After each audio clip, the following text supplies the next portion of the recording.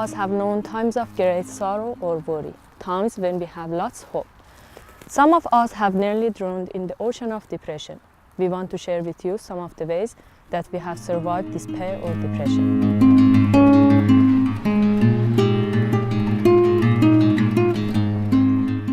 It's very difficult to start your life again from zero. There are a lot of problems that can make you worried, anxious and depressed about your future and about your family. I was missing so much my extended family and relatives back in my home country. I heard from elders in our society that water can bring you fresh ideas and can help you to forget hard times. So when my problems and worries were mounting in front of me, I tried to go to the beach twice or more than a week. While I was there, I would listen to music, and this really helped me to feel and think fresh. When I came home, I could encourage my family to think positively and focus on the future. I could show them how much I enjoyed my day. One day I took my family to the Semaphore beach, and my whole family was fresh that day. And we also met a family in Semaphore beach, and we're still good friends. My mother and my brother were prescribed tablets by their GP because they were unable to sleep, but after they started going to the beach, they no longer need the medication.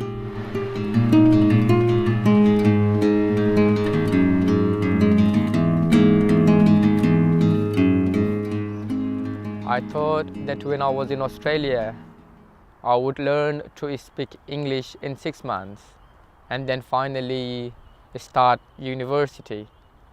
But life was not so simple. When I got here, I learned I would have to go back to high school and that these would take 3 more years. It was like going back to zero.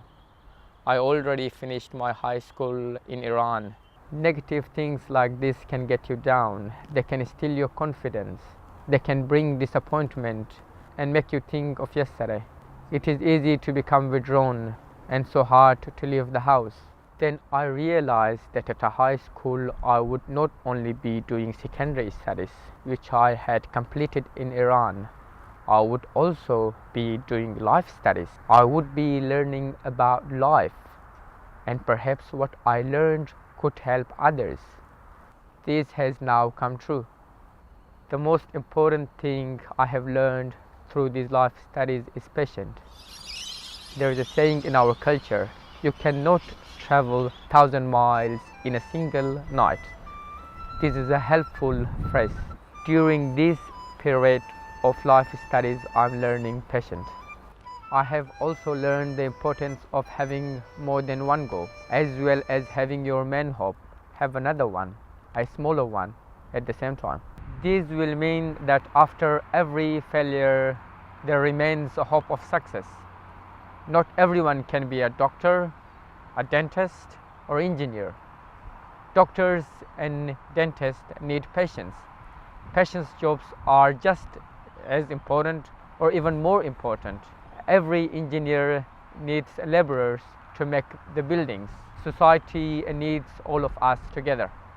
These two learnings from my life studies about patience and about always having more than one goal are ways of surviving when you are making a new life.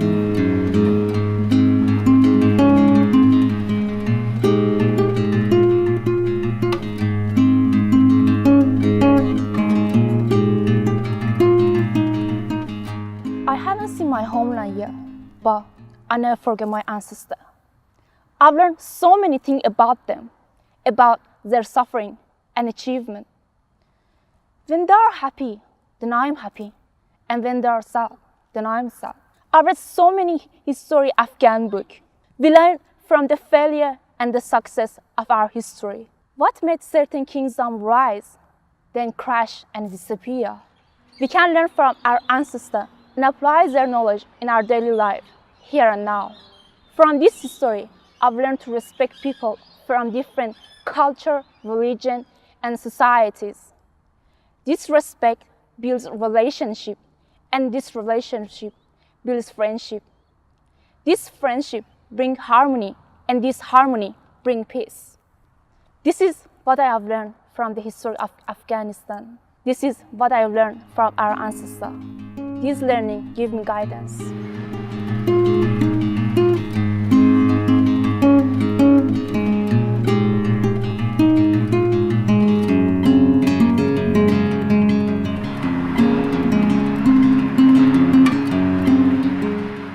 When I came to Australia about a year ago, I had problems with my English language, finding jobs and getting to school. Because I was away from school for more than 2 years, I was also responsible of my family. All these factors made my days and time worse and worse. Most often, I was thinking hopelessly and was depressed all the time. One day, I went to a ground in Glengarry and saw some people playing volleyball. And I asked them, "Can I play volleyball with you?" They kindly accepted. Soon, I was coming to this ground regularly, and this really helped me to forget my problems.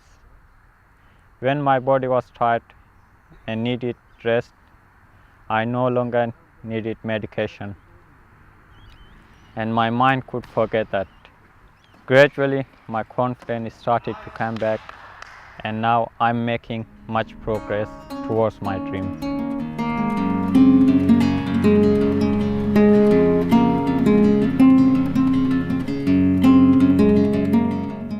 There is something I find confusing here.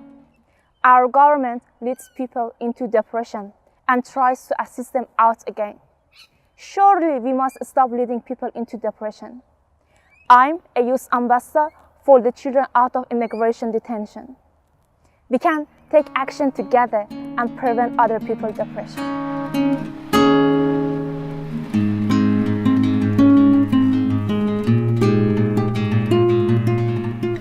If we know someone is drowning in an ocean of depression, we have to help them.